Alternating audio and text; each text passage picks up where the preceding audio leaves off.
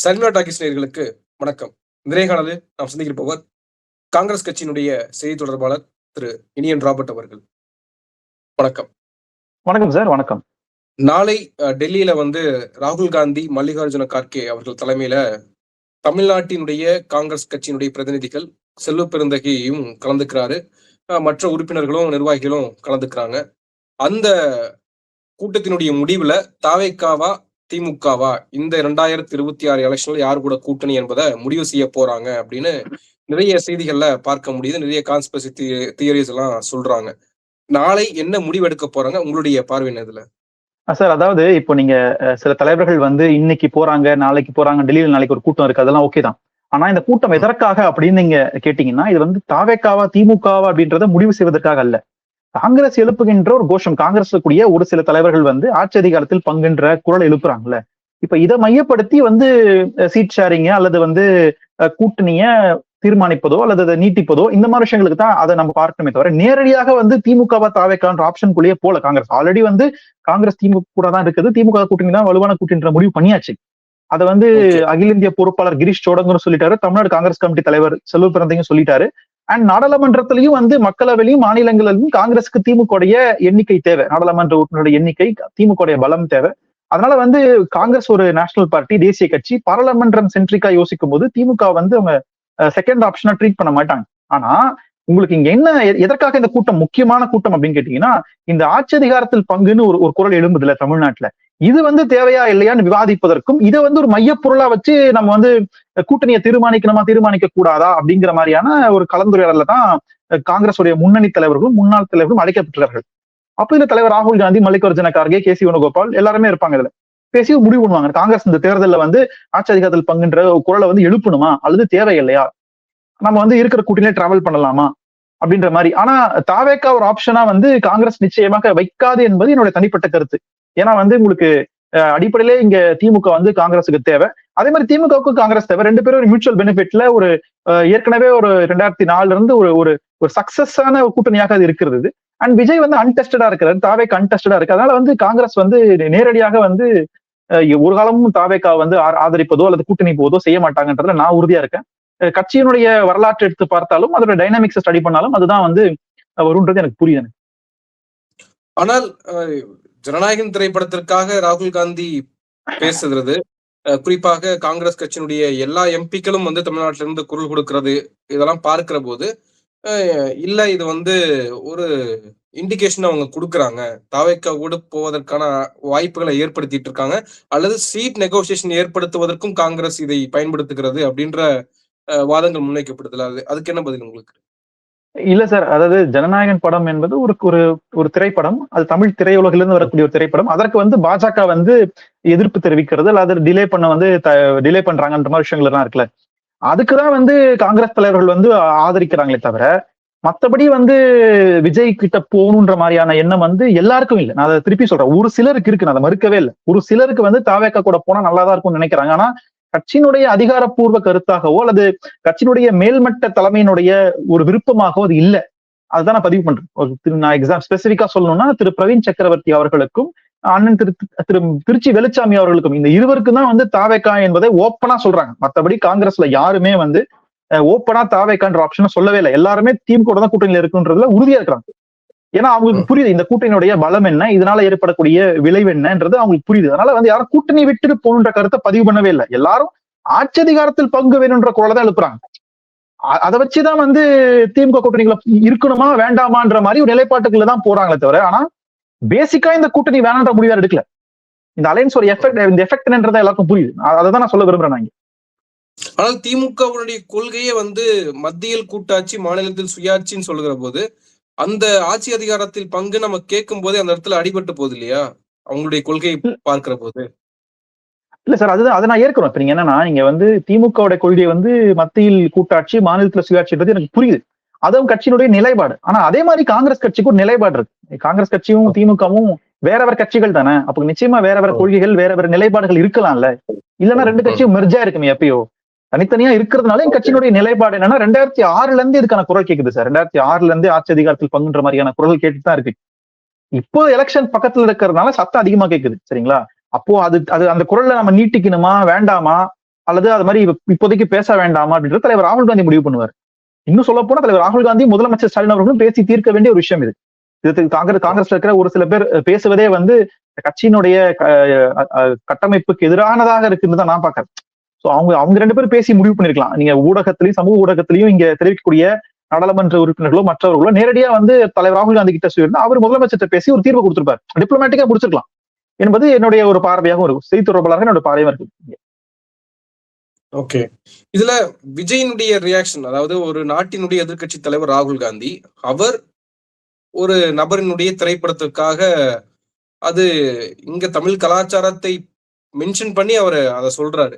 அப்படின்றப்போ விஜய் அதை ரெகக்னைஸ் பண்ணிருக்கணும், அல்லது ஏதாவது ஒரு விஷயத்துல வந்து நன்றி சொல்லாட்டியும் பரவாயில்ல, அதுல வேற ஏதாவது ஒரு ரியாக்ஷன் இருந்திருக்கணும் இல்லையா? ஆனா தாவேகா தரப்புல இருந்து ஒரு கனத்த மௌனம் தான் இருக்கு.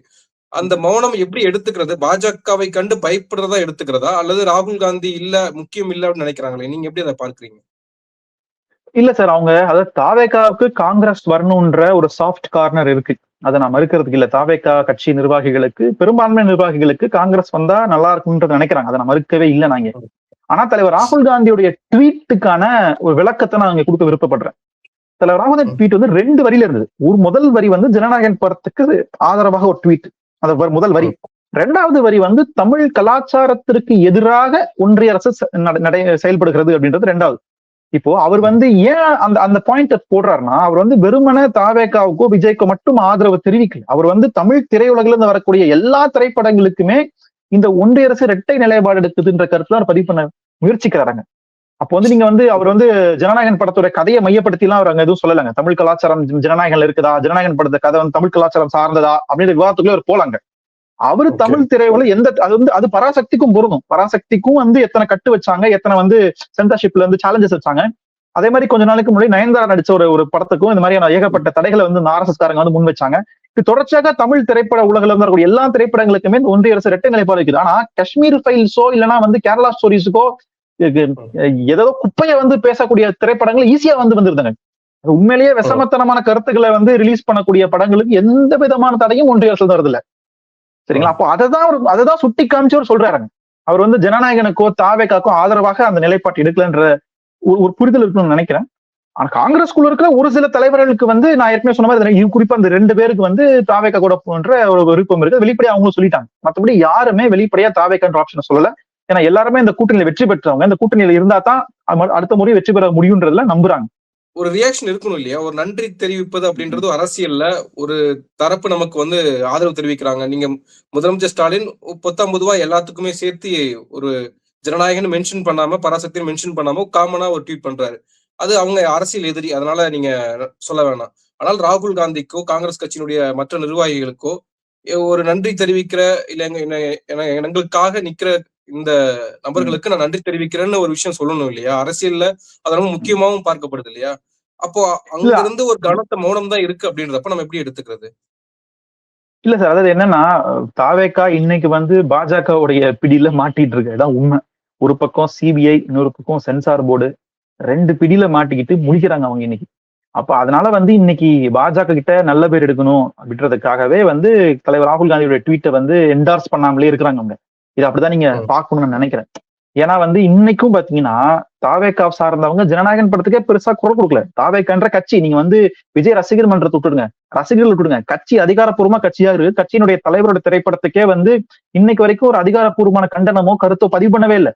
அவங்க பாஜகவை எதிர்க்கிறதுக்கே அவங்க முதுகெலும் இல்லாத கூட்டமா இருக்கிறாங்க. ஆனா ஜனநாயகனுக்காக தலைவர் ராகுல் காந்தி பேசுறாரு, முதலமைச்சரை ட்வீட் பண்றாரு. நீங்க யார் அரசியல் எதிரி, யார தீய சக்தின்னு சொன்னீங்களோ அவரே உங்களா ட்வீட் போடுறாரு.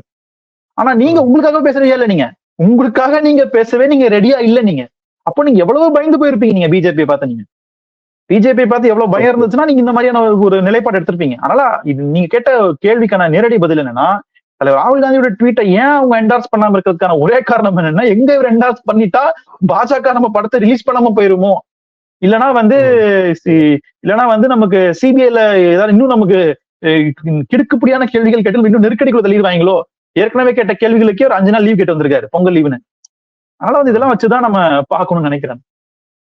ஓகே, அப்போ கடைசி வரைக்கும் திமுக காங்கிரஸ் கூட்டணி அப்படின்றது உடைவதற்கான வாய்ப்புகள் இல்ல அப்படின்னு தான் நீங்க நினைக்கிறீங்க?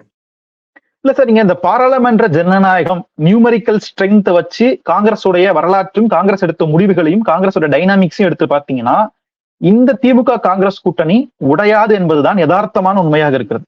தாவேக்கா அன்டெஸ்டடாக இருக்கிறது. அதாவது விஜயை இயக்குறது யாருன்னு தெரியல. இதெல்லாம் வச்சு பார்க்கும் பொழுது நிச்சயமாக காங்கிரஸ் தாவேக்கா ஒரு ஆப்ஷனாக சூஸ் பண்ணாது.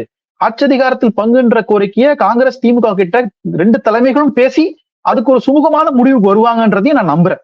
அது பாசிட்டிவாவும் இருக்கலாம் காங்கிரஸுக்கு, அது காங்கிரஸ்க்கு நெகட்டிவாவும் இருக்கலாம். ஆனா இறுதியில இந்த கூட்டணியை காங்கிரஸ் விட்டு கொடுக்காதுன்றதுல நான் ஆழமா நம்புறேன். ஆனா எடப்பாடி பழனிசாமி அவர்கள் இன்னைக்கு கூட பேசியிருக்காரு. பாத்தீங்களா, இன்னைக்கு காங்கிரஸ் கட்சி வெளியில வரப்போகுது, திமுக கூட்டணியில இருந்து காங்கிரஸ் கட்சி வெளியில வரப்போகுது, அவ்வளவுதான் முடிஞ்சுச்சு அப்படின்னு இன்னைக்கு அவரு பேசுவதற்கான இடம் யார் கொடுத்திருக்காங்கன்னு ஒண்ணு இருக்குல்ல. காங்கிரஸ்குள்ள ஏற்பட்ட சில குழப்பங்களினுடைய விளைவு தான் அவர் அப்படி பேசுறாருன்னு நான் புரிஞ்சுக்கிறேன். ஒரு சில பேர் குறிப்பாக திரு பிரவீன் சக்கரவர்த்தி ஏர்போர்ட்ல கொடுக்குற பைட் எல்லாம் வந்து தொலைக்காட்சி ஹெட்லைன்ஸா போட்ட சில குறிப்பிட்ட தொலைக்காட்சிகளுடைய விளைவு தான் அதெல்லாம். அண்ணன் திருச்சி வெளிச்சாமி அவருக்கு வந்து திருச்சி சிவா மேல இருக்கிற கோவத்தை கூட்டணிக்கு மேல இருக்க கோவமா அவர் மாத்தி இருக்கிறாரு. அப்போ வந்து இதுதான் வந்து இந்த மாதிரி எடப்பாடி பழனிசாமி பேசுவதற்கான வாய்ப்பு அவருக்கு ஏற்படுத்தி கொடுத்துருக்கு. ஆனா காமெடி என்னன்னா, அதிமுக எப்போ பாஜக விட்டு வெளில வரும்னு கேக்குறாங்க அதிமுக தொண்டர்கள்லாம். அதிமுக தொண்டர்கள்லாம் அந்த கேள்வி கேட்கறாங்க, எப்போ சார் நீங்க பாஜக விட்டு வெளில வருவீங்க அப்படின்னு அவங்க கேட்கறாங்க. ஏன்னா அந்த பக்கத்துல பல கட்சிகள் உள்ள வராம இருக்கிறது காரணமே பாஜக தான். அங்க அந்த கூட்டணி வந்து எக்ஸ்பேண்ட் ஆகாம, இன்னைக்கு பாமக பாஜக அதிமுக மட்டும் தான் இருக்கு. அந்த கூட்டணி எக்ஸ்பேண்ட் ஆகாம இருக்கிறதுக்கு காரணமே பாஜக தாங்க. அப்ப அதனால வந்து அவரு முதல்ல அவர் கூட்டணியை பார்க்கணும். அவருக்கு வந்து அவங்க முதல்ல பாஜக தலைமையிலான கூட்டணியா அல்லது அதிமுக தலைமையிலான கூட்டணியா இன்னும் அவங்க தெளிவுபடுத்தல.